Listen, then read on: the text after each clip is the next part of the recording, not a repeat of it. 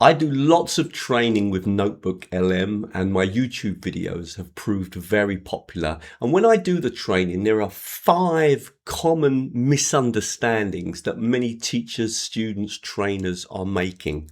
So I'm going to try to take you through these 5 and I'll list them now so that you can see exactly whether or not it's worth watching this video. So what are the 5 key features?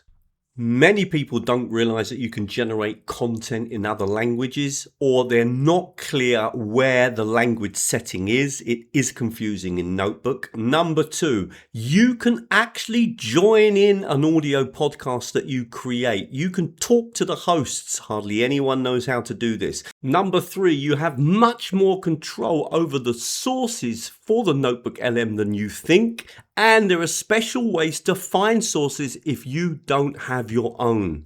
Number 4, and this is a biggie, you can generate incredibly high quality PowerPoint slides using NotebookLM and you can edit them. Many people don't know how to do this. The last thing is, how do you produce super high quality polished videos? There's a secret button you must press. It really makes a big difference. Let's get started. Really hope you like the video. And as always, if you do, please like it. Please share it, please comment on it, but most of all, I'd love to have more of you signed up to my YouTube channel. Now, this is definitely not a beginner's video on NotebookLM, and I do have a few really popular videos on NotebookLM. And if you want to learn the basics of NotebookLM, watch this video first. Let's get into the first problem. When people want to generate content in other languages, there is one setting that you must change.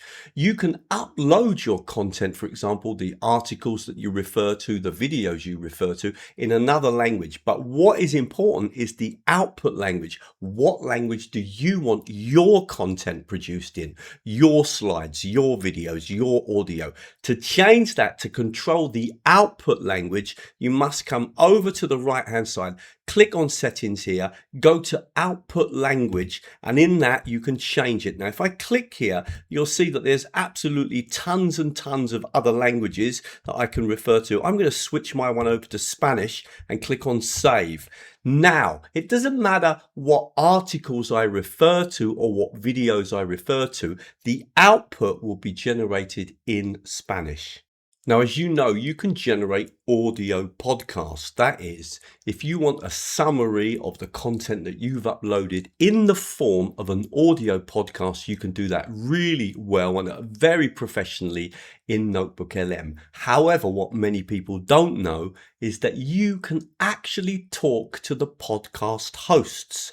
So if you look over here on the right hand side, if you scroll down, you can see that I've got a video, or sorry, an audio file here. And notice I can either play that audio or look at this, I can actually interact. I've got something called interactive mode. Now, if I click on that, the secret is you must click the play button before you can actually join in the podcast and talk to the hosts. Let's see it in action. So just to make some more space, I'll take myself out of the video. I'm going to click on the play button. I'm going to start the podcast and then I'm going to join in. Let's have a listen. Welcome to the deep dive. Today we're going to be looking at multimodal learning. Ooh. It's fascinating stuff. It's where education kind of goes beyond just, your typical textbook learning and start. Hey there. Want to share your thoughts on this? Yeah, when we're talking about multimodal learning, are we also talking about text? I just wondered. That is a fantastic question. And the short answer is yes, absolutely. Okay, let's unpack this because text is actually a huge part of the multimodal puzzle. What's fascinating. So notice I clicked on the play button, then I clicked join, I asked my question, I waited, and then they began to respond to my question. Okay, really hope you liked the video so far, and if you do, please click on the like button because it really helps me, and these days we're struggling against so many AI generated videos, which reminds me, if you want to know how I actually make my videos, I have made a video showing people how I make my videos. I definitely don't use AI, and I'll put that video on the screen now. We're going to move on to something really important. What you need to understand about NotebookLM is that you control the sources.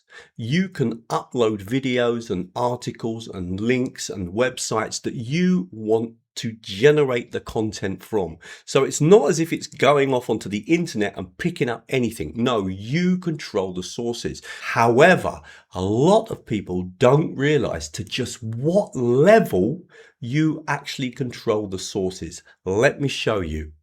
Okay, so let's start from the beginning and just make this absolutely clear. So when you create a new notebook, let's create a new notebook. We've basically got 3 different ways, in a way, to add content.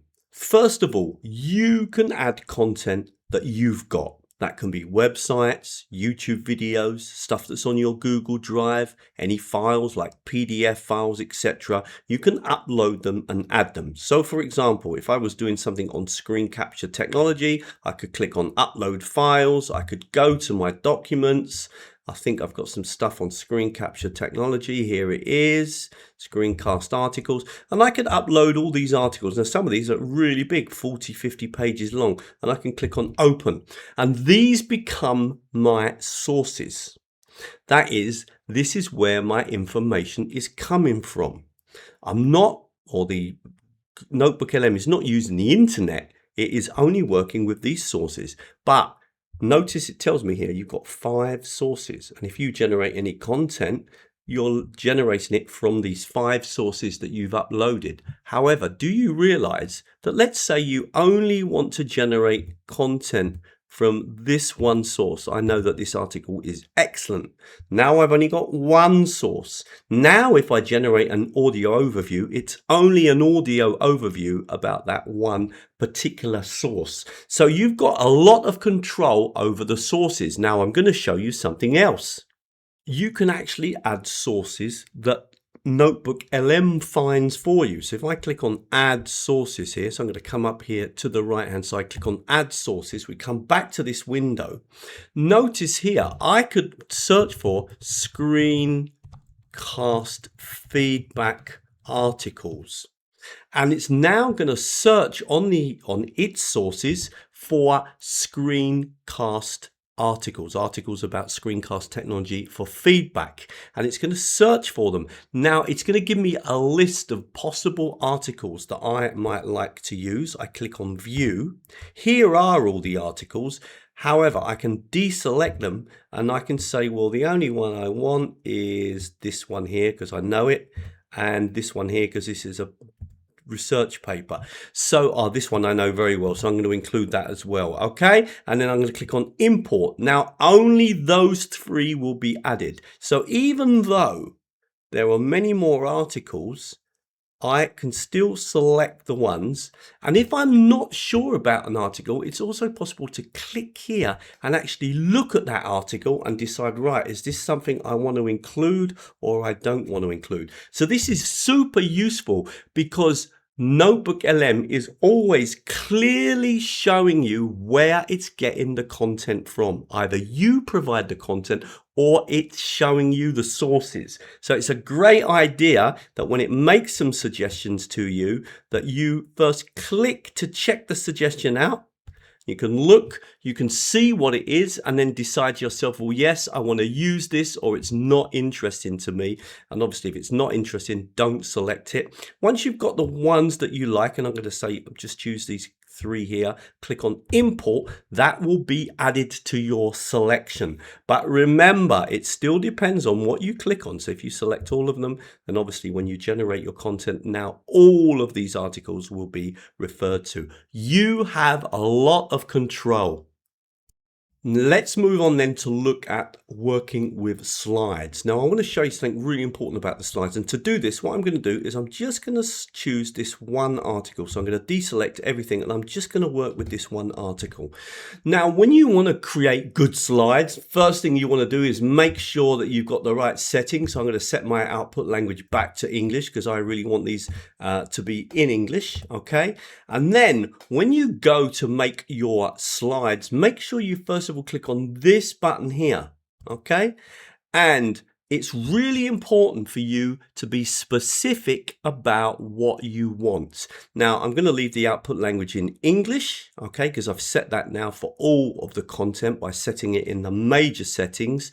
And I'm going to go for presenter slides because I just want them to be very simple. But I'm going to come down here and put in some very specific detail about what I'm looking for, what style of slides I want, what kind of finish I want, and what quality of images I want. I'm going to include all that information here to make sure I get a specific type of slide. Let me just write that content in now.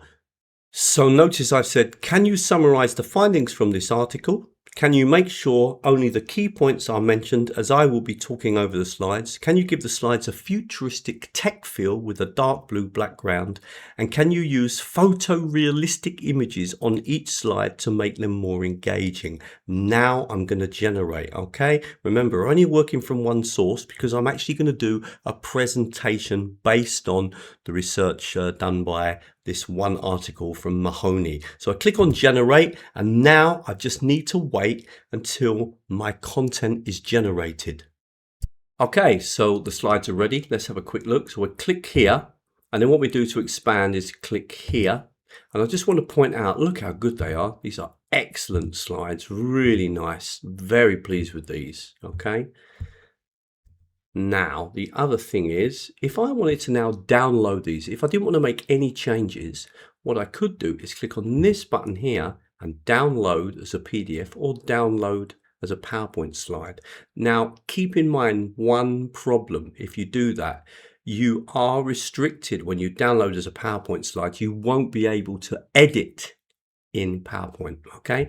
If you want to edit these slides, what you need to do, there's a couple of things you could do. First of all, what you can do is click on revise, and then what you need to do is choose whatever slide it is. Let's say I wanted to choose this slide here and change it, and I'm going to say, can you include an image of a video camera? Okay, that's what I'm going to do for slide one. And then if I wanted to change another slide, all I need to do is simply come down to that slide. So let's say this one here, and I'm going to say, can you title this the 3 modes? Okay, not rather than the 3 modalities. So I'm just going to click here and I'll put that in. So that's another page that I'm going to change. And then I might come down and say, let's say this one here, or let's say this one here. So we've got a microphone, and I'm going to say, can you include a microphone and a camera? So I can go through and highlight all the changes I want, and it shows me we've got 3 changes pending. And then when I've gone through all the slides and I'm ready to make the change, then I click on generate revise deck, and it's now actually going to make another copy of those slides with those updates. So here are the reimagined slides, and if I click on them and I click again to make it nice and big, you will see that those changes have been made. We've got a video camera there on the front. Not that good, maybe could have been a bit better, but I would be happy enough with that. And all the other changes will have also been added. Here we've got a microphone and a camera, and if you remember also, we changed the title to the 3 modes. So that's how powerful it is when it comes to slides. I think the results that you can get from NotebookLM, if you give it the right instructions, are fabulous. And getting used to editing the way that you saw me do is also really, really useful.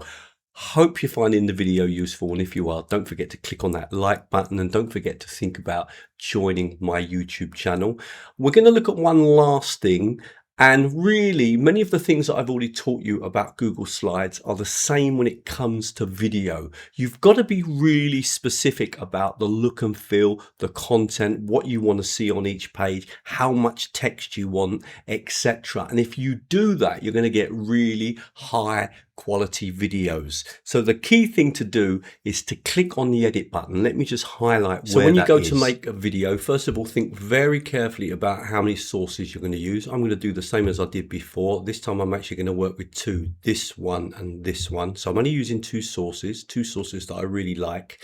And then I'm clicking over, and I'm not clicking on this part here. I'm going to click always on this edit button where you see this kind of little arrow. I'm going to click on video overview. I'm going to click here, and then notice that one thing that I can do here is have a brief one. Well, I'm going to have an explainer one. I'm going to keep the language to English and always change the language settings in the main one, not just here, okay? And then if you come down here, my absolute key piece of advice is click on custom. And then you can give a lot of detail about exactly what type of video you want, what feel you want, even what colors you want, even, you know, you can even, if you want to, explain the fonts you want to use, etc.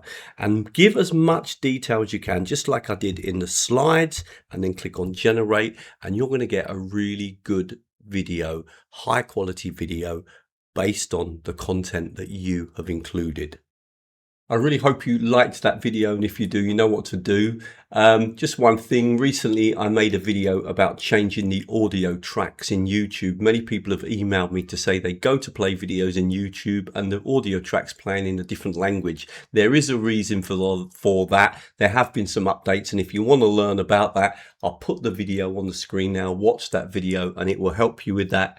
Thank you very much. Okay, really hope you liked that video, and if you did, then please come over to teachertrainingvideos.com. Loads more free videos. Look at all the different menu items at the top of the screen here. If you're a teacher and you want to keep up a little bit more with the work I do, we often organize webinars, online courses, etc. Then sign up to the newsletter, and if you sign up to the newsletter, there is a free 14-part mini video course in using technology in language teaching, and nearly everything I suggest is free.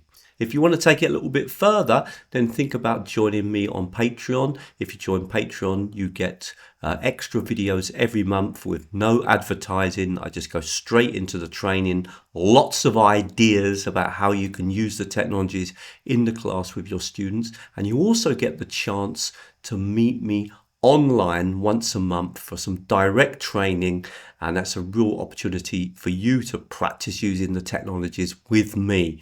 And finally, if you want to go even further, join me on my very popular course, Technologies and Approaches to Blended, Hybrid and Online Teaching. I do that in collaboration with NILE, that is the Norwich Institute for Language Education, a very prestigious organisation in the UK. And that course has been running for many years and is very popular. Thank you very much. I'm going to leave a few more videos on the screen now that you might find useful.